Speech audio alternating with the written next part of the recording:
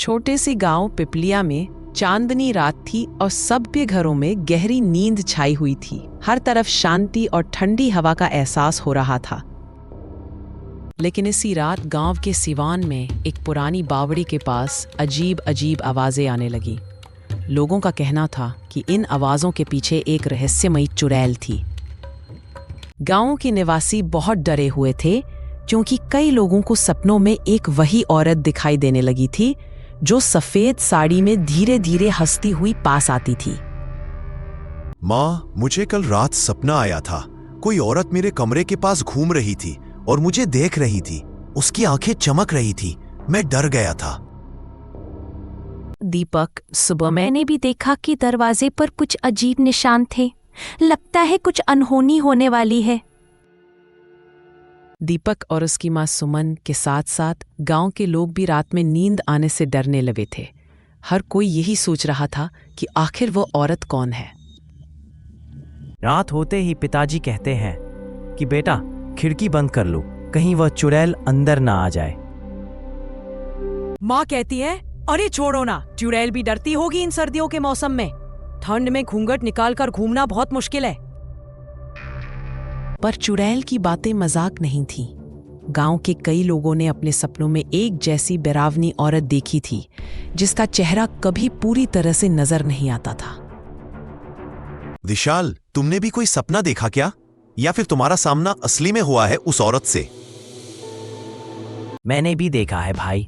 वह बावड़ी के पास मुझे बुला रही थी, बोली मेरे पास आओ, और अचानक गायब हो गई।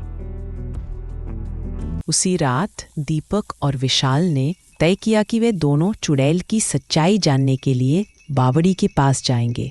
रमा ने उन्हें बरस दिया, लेकिन दोनों चुपचाप निकल गए। विशाल, तुम्हें डर नहीं लग रहा? यहां अजीब सन्नाटा है और वो आवाजें भी आ रही हैं। ठीक है, हमें सावधान रहना चाहिए। किसी भी हालत में अकेले मत जाना। अभी अचानक दोनों के सामने सफेद कपड़ों में एक औरत प्रकट हो गई। उसकी चोटी घुटनों तक लटक रही थी और आंखें लाल थीं। तुम लोगों को यहाँ किसने बुलाया? क्या चाहते हो मुझसे? हम जानना चाहते हैं कि आप हर रात हमारे सपनों में क्यों आती है। आप कौन है और क्या चाहती है? मैं भी कभी इंसान थी। मेरा नाम था गुलाबी।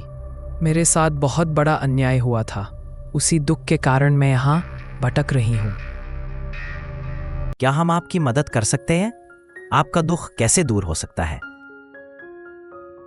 अगर तुम सच में मेरी मदद करना चाहते हो तो उस पुराने कुएं के पास छुपा हुआ मेरा हार ढूंढकर मुझे दे दो। दीपक और विशाल डरते डरते कुएं के पास गए। वहां अचानक जमीन फिसल गई और दीपक एक गुप्त तहखाने में गिर गया।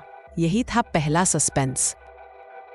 विशाल, यहाँ नीचे एक पुराना बक्सा है और उसमें कुछ चमक रहा है। शायद यही गुलाबी का हार है। तुम्हें चोट तो नहीं लगी दीपक? जल्दी से वो हार लेकर आओ। ऊपर आओ, जल्दी। दीपक किसी तरह हार लेकर ऊपर आया, लेकिन जैसे ही उसने हार चुड़ैल को दिया, उसकी शक्ल अचानक बदलने लगी और वो डरावनी हंसी हंसने लगी। हा हा, तुम दोनों ने मेरा काम आसान कर दिया। असली गुलाबी मैं नहीं, कोई और है। दीपक और विशाल समझ गए उनके साथ धोखा हो गया। असली चुड़ैल कोई और ही थी और हार पाते ही वो और भी शक्तिशाली हो गई थी। ये था कहानी का दूसरा सस्पेंस। विशाल, हमें तुरंत गांव के पंडित जी के पास जाना होगा। उनसे ही कोई उपाय पूछकर इससे छुटकारा पा सकते हैं। दोनों भागते हुए पंडित ओंकार नाथ जी के घर पहुंचे। पंडित जी गहरी साधना में थे और उनकी आंखों में चिंता झलक रही थी। बच्चों, डरने की बात नहीं है। रात होते ही गांव का हर आदमी अपने घर में तुलसी पत्र रखे। और दीपक, तुम खिड़की के पास दीपक जलाना मत भूलना। दीपक बेटा, डरना नहीं चाहिए। जब हम सबका साथ हो तो कोई बुरी शक्ति कुछ नहीं कर सकती। पंडित जी ने पूरे गांव में पूजा कराई। अगली रात गांव वाले एक साथ एक जगह एकत्र हुए और सैकड़ों दिए जलाए। चुनौतियां कठिन थीं, पर हिम्मत और एकता की वजह से लोगों ने हार नहीं मानी। तुम लोग मुझे रोक नहीं सकते, ये गांव अब मेरा है। तुम गलत सोच रही हो। इस गांव की हिम्मत और भगवान की कृपा से तुझे यही जाना पड़ेगा। अचानक हवा तेज हो गई, बिजली चमकी और गांव में एक तेज आवाज गूंज उठी। लेकिन जैसे ही पंडित जी ने अपने मंत्रों का जाप पूरा किया, चुड़ैल जोर से चीखती हुई हवा में विलीन हो गई। मेरी आत्मा अब मुक्त हो रही है। बच्चों, हिम्मत और सच्चाई रखने वालों का कोई बाल भी बंका नहीं कर सकता। गांव में चमकीली रोशनी फैल गई। लोगों ने राहत की सांस ली। डर का माहौल अब हमेशा के लिए चला गया था। माँ देखो, अब हमें किसी डर का सामना नहीं करना पड़ेगा। सब कुछ ठीक हो गया। हाँ बेटा, इस गांव ने एक बार फिर मिलकर बुरी शक्तियों को हराया है। उस दिन के बाद गांव वालों ने एक बात समझ ली, बुरी किसी भी आत्मा को मिलाकर पछाड़ सकते हैं अगर सब एक साथ खड़े रहे। याद रखना, निडर रहो और एक दूसरे का साथ दो। बुराई का अंधेरा कभी ठहर नहीं सकता।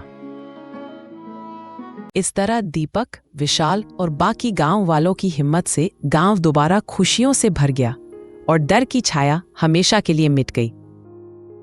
चांदनी रात ने दोबारा गांव को अपनी शीतलता से भर दिया और अब हर कोई चैन की नींद सोने लगा। बहुत समय पहले एक छोटे से गांव शिवपुर में एक अजीब सी घटना हुई थी। वहां के लोग अक्सर रात को किसी औरत के रोने की आवाज सुनते थे, लेकिन कोई कभी उसे देख नहीं पाया था।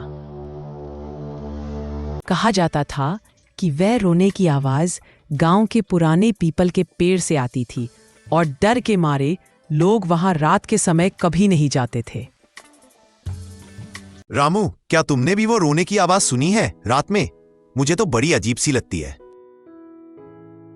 हाँ मोहन, सुनी तो है, लेकिन मेरी दादी कहती है कि उस पीपल के पेड़ के पास जाना खतरे से खाली नहीं।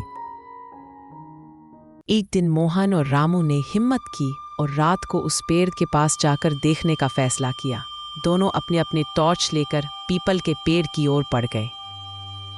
तुम दोनों पागल हो गए हो क्या? रात के समय उस पेड़ के पास जाना ठीक नहीं मेरे भाई। डरो मत रीना, हम बस देखना चाहते हैं कि आखिर ये रोने की आवाज कहां से आती है। शायद ये कोई मजाक ही हो। तीनों दोस्त धीरे धीरे पीपल के पेड़ के नजदीक पहुंचे। अचानक उन्हें हल्की हल्की रुलाई सुनाई दी। ये आवाज तो काफी पास से आ रही है। मोहन, क्या तुम्हें भी लग रहा है जैसे कोई औरत रो रही है? हाँ रामू, मेरी तो रूह कांप रही है। कहीं ये वही चुड़ैल तो नहीं? जैसे ही मोहन ने ये कहा, अचानक सामने एक सफेद साड़ी में लिपटी औरत दिखाई दी, जिसके लंबे बाल उसके चेहरे पर थे और वह जोर जोर से रो रही थी। क्यों किसी ने मेरी मदद नहीं की? मैं तो बस अपना दुख किसी को सुनाना चाहती थी। तुम्हें क्या तकलीफ है? तुम कौन हो? क्यों इस तरह रो रही हो? मुझे लोगों ने चुड़ैल कहा, लेकिन मैं भी कभी इंसान थी। किसी ने मुझसे विश्वासघात किया और मेरी आत्मा भटकती रह गई। तीनों दोस्त एक दूसरे की तरफ डरे डरे देखने लगे। उनकी सांसें तेज हो गई थी, लेकिन चुड़ैल की आंखों में गुस्से की जगह दुख छलक रहा था। क्या तुम्हें सच्ची में किसी ने तकलीफ दी थी? तुम क्या चाहती हो हमसे? बस कोई मेरी कहानी सुने, मेरी आत्मा को मुक्ति मिले। दूसरा सस्पेंस राज खुलने ही वाला था। चुड़ैल ने अपनी दर्द भरी दास्तां सुनानी शुरू की। बहुत साल पहले मुझे गांव के जमींदार ने झूठे इल्जाम में फंसा दिया था। कुंवारी लड़की समझकर सबने मुझे पीपल के पेड़ पर बांध दिया और कोई भी मेरी मदद लिए नहीं आया। ये कितनी दर्दनाक बात है। तुम्हारे साथ बहुत गलत हुआ, लेकिन अब हम तुम्हारे लिए क्या कर सकते हैं? अगर कोई मेरी बात सुनकर गांव वालों को सच बताए और मेरी आत्मा की शांति के लिए दुआ करे तो शायद मुझे मुक्ति मिल जाए। मोहन, रामो और रीना ने चुड़ैल के लिए गांव के मंदिर में पूजा करने की ठानी, लेकिन सभी गांव वाले पहले बहुत डर गए। गांव वालों, ये चुड़ैल नहीं, एक दुखी आत्मा है जिसकी मदद करनी चाहिए। ये हम सबकी बहन जैसी है। अगर हम सब मिलकर उसकी आत्मा के लिए प्रार्थना करें तो उसे शांति मिल सकती है। धीरे धीरे गांव के लोग हिम्मत जुटाकर मंदिर में इकट्ठा हुए। सभी ने मिलकर प्रार्थना और चुड़ैल की आत्मा की शांति के लिए दुआ की। धन्यवाद, तुम्हारी दया और समझदारी ने मेरे मन को छू लिया। अब मैं चैन से जा सकती हूँ। तभी अचानक एक तेज चमक हुई और चुड़ैल की आत्मा शांत होते हुए हवा में गायब हो गई। उसके जाने के बाद रोने की आवाजें भी हमेशा के लिए समाप्त हो गई। देखो मोहन, रामू, गांव अब पहले जैसा शांत हो गया है और फिर कभी किसी ने वो अजीब सी आवाज नहीं सुनी। हमारे छोटे से काम से किसी आत्मा को शांति मिली, ये हमारे लिए सौभाग्य है। गांव वालों को जब पूरा सच पता चला तो उन्हें अपने पुराने व्यवहार पर पछतावा हुआ और उन्होंने मिलकर ठान लिया कि अब कोई भी अन्याय उनके गांव में नहीं होने देंगे। चलो सभी लोग, आज से हम सब एकजुट रहेंगे और किसी के साथ अन्याय नहीं होने देंगे। इस तरह तीनों दोस्तों की वजह से चुड़ैल की आत्मा को मुक्ति मिली और शिवपुर गांव में फिर से खुशियां लौट आईं। हमारी दोस्ती ने एक दुखी आत्मा को चैन दिया। अब हमें और भी अच्छे काम करने चाहिए। सच है रीना, हमें हमेशा दूसरों की सहायता करनी चाहिए, चाहे वे जीवित हों या आत्मा। बच्चों, इस कहानी से हमें ये सीख मिलती है कि सच्चाई और दया से बड़ा कोई धर्म नहीं है। डर को जीतकर अगर हम किसी की मदद करें तो समाज में खुशी और सद्भावना बनी रहती है।